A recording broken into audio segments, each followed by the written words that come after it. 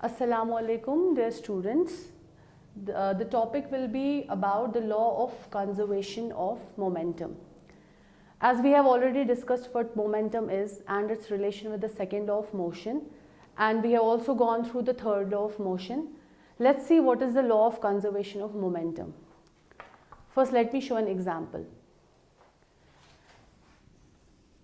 एक कार मान लीजिए चल रही है, ठीक है, इट्स इन मोशन. तो आगे क्या होता है, सॉरी, उसके पीछे एक ट्रक है.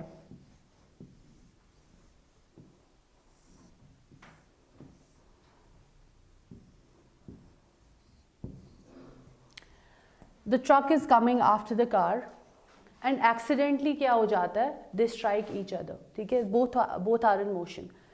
एंड ऑब्वियसली मैंने आपको ये भी समझाया कि that moving bodies possess velocity, इसमें momentum. This body will have some momentum as well as this body.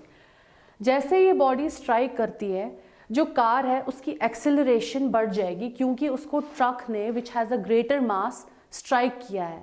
And strike करने के बाद जो कार की एक्सेलरेशन है वो ज़्यादा हो जाएगी एंड जो ट्रक है उसमें एक्सेलरेशन कम होनी शुरू हो जाएगी, जिसकी वजह से उसकी वेलोसिटी भी कम हो जाएगी. यहाँ पे भी हमारा कुछ मोमेंटम होगा. Say the mass is m2, here the mass is m1, it will be m2 v2. Say the momentum here is m1 v1. लेकिन क्या हो रहा है, दोनों बॉडीज में मोमेंटम है, लेकिन जैसे ही ये स्ट्राइक करते हैं इस बॉडी का मोमेंटम कम होना शुरू हो जाएगा क्योंकि इसकी वेलोसिटी कम होनी शुरू हो जाएगी. And as I told you, momentum और वेलोसिटी का डायरेक्ट रिलेशन है. जितनी कम वेलोसिटी होगी उतनी ही कम मोमेंटम भी होगी. और जैसे ही ये स्ट्राइक करेगा कार में ज़्यादा मोमेंटम गेन हो जाएगा क्योंकि उसकी वेलोसिटी बढ़ रही है. सो यहाँ पे हम कह सकते हैं when the bodies are being acting on each other, one body is just the momentum of one body is decreasing and the other body is gaining the momentum. But we can say that momentum is not being lost, it is not being destroyed. But वो एक body में कम हो रहा है, दूसरी में ज़्यादा हो रहा है, लेकिन कहीं पे भी ख़त्म नहीं हो रहा है. इसी को हम कंजर्वेशन कहते हैं.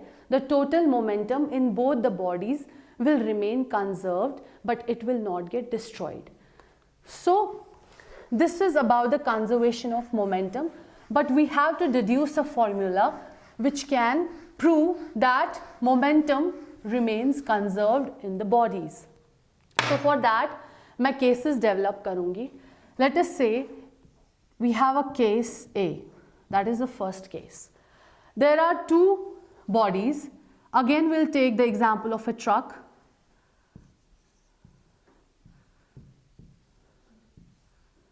Okay, and a car.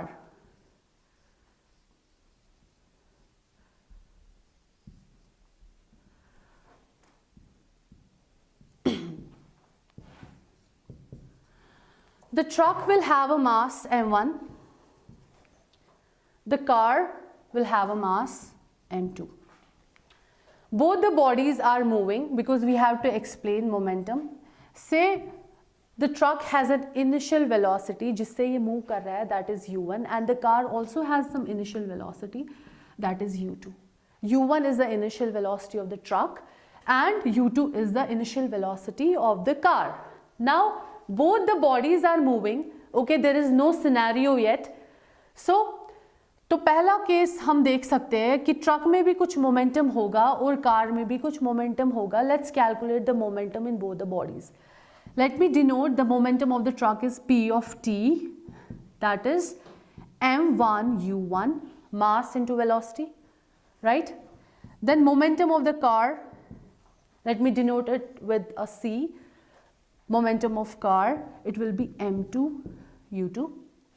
Fine.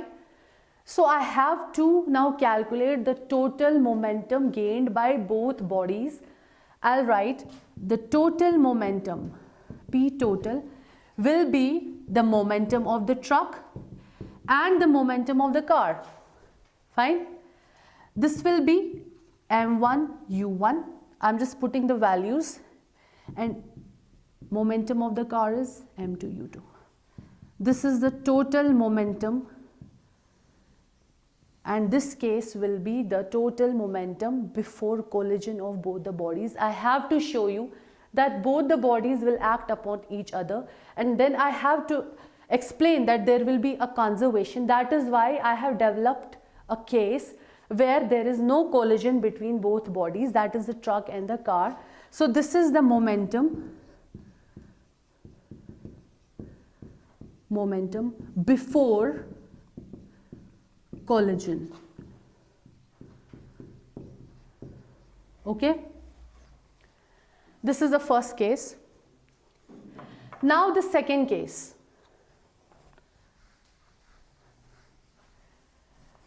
The second case is, now the truck was moving and after some time they hit each other accidentally, the truck and the car.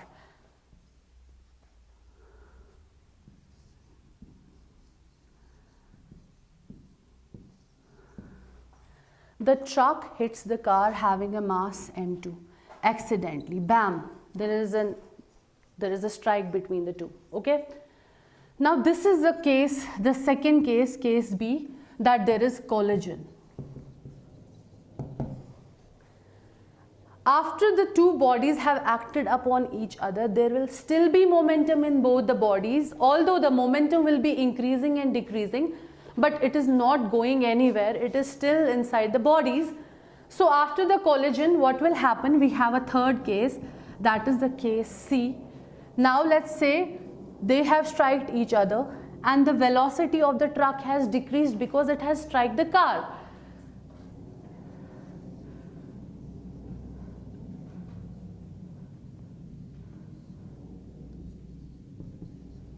Let us say the velocity of the truck is the final velocity of the truck, because after some time, after they strike each other, both the bodies will start coming to rest because there is an accident. And let us say that the final velocity of the truck is v1 and the final velocity of the car is v2. Okay, but the masses will not change.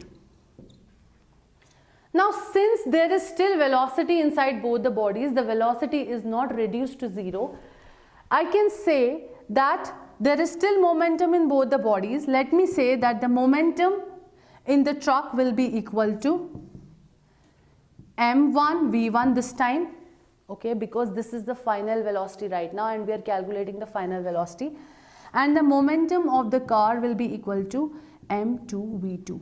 Like I calculated the total momentum in before the collision, I have to calculate the total momentum here as well, and the total momentum in this scenario will be m1 v1 plus m2 v2.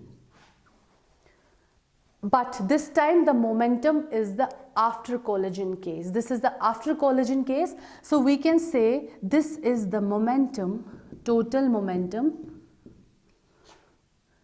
after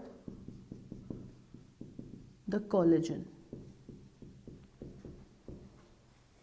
Okay, now we have developed the cases, but now we have to deduce the formula so that you will come to know that momentum before collision will be equal to the total momentum after collision, and no momentum has been lost. There is a conservation of momentum. So I can show it with the formulation. Now after the bodies have acted upon each other, the first body has exerted some force on the second body, and let us say that the first body, that was a truck, has exerted the force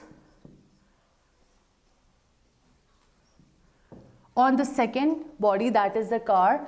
So the force applied by the first body, let's say it is F1, and the force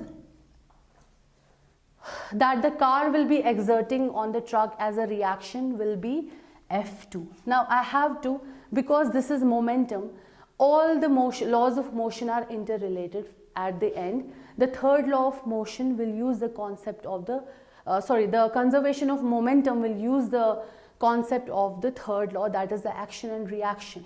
The force exerted by the truck is in this direction, but after they strike each other, the car will also exert some force on the truck as a reaction. So I'll calculate these action reaction forces. Let us say F1 is the force exerted by the truck, but the force has been exerted on the car, so I have to calculate the force on the car, that is the second body.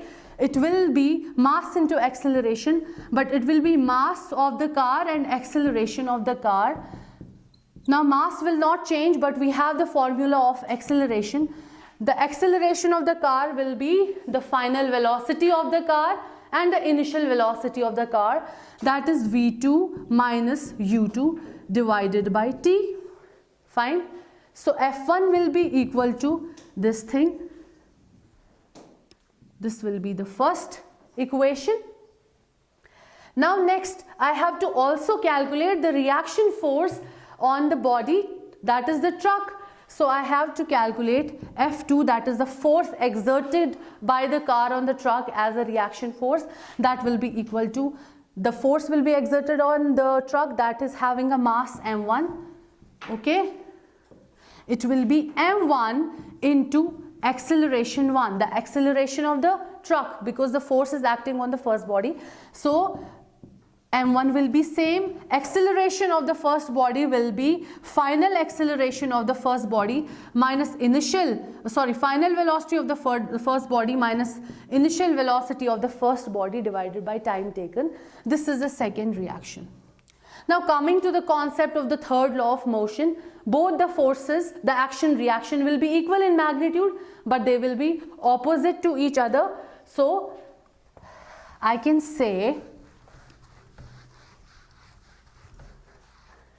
that F1 will be equal to F2, but with a negative sign, because F2 is the opposite. It is the reaction force acting on F1. So I have to put the values of F1 and F2 that we created in the equations. So F1 will be m2 v2 minus u2 divided by t equals minus times, what is F2? It is m1, because F2 is acting on F1, v1 minus u1 divided by t. So we can see the common terms from the left hand side and the right hand side, that is t. We can cancel t with t. It will become, I will use the distribution law over subtraction. It will be m2 v2 minus m2 u2 equals to m1 v1 minus m1 u1. Now I can transpose the terms, the like terms, that is I will keep u with u and v with v. I can transpose the terms m2 v2.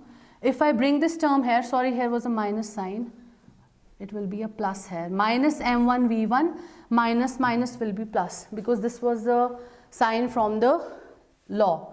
Okay. Now I will bring this here, it will become plus m1 v1 and m1 u1 will be as it is, but I will transposition this term on the right side. It will become negative to positive. It will be m2 u2, or I can say m1 v1 plus m2 v2 is equal to m1 u1 plus m2 u2. Can we see that this was the total momentum after collision and this was the total momentum before collision? Both will be equal. No momentum is lost. It is conserved in both the bodies even after the bodies collided. So we can say this is the momentum after collision is equal to momentum before collision. In this way, the total momentum is conserved in both the bodies. Thank you so much.